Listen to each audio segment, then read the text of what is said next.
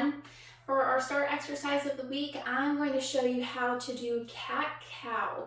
So cat-cow is a common yoga pose that's utilized, actually technically two poses that we'll be going back and forth in between.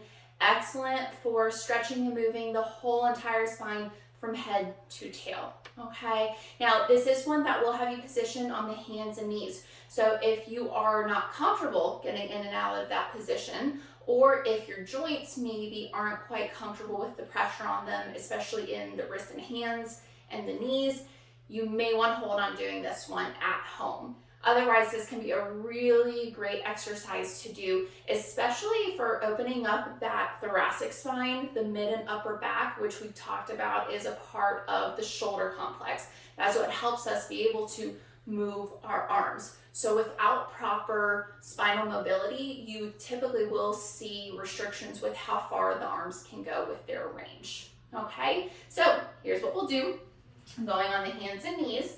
Make sure you keep a little tension in the belly. I'm not sucking in my stomach. I'm just pretending there's a little bracing sensation going on here. Okay, so I'm trying to start neutral to begin with. And then from here, you're going to pull in the belly and round the back, tucking the head in until you feel a stretch.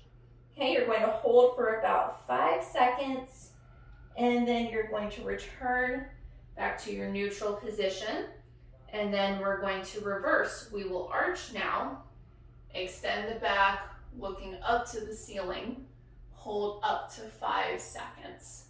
Okay, so curl it in. This is the cat part, getting a good stretch.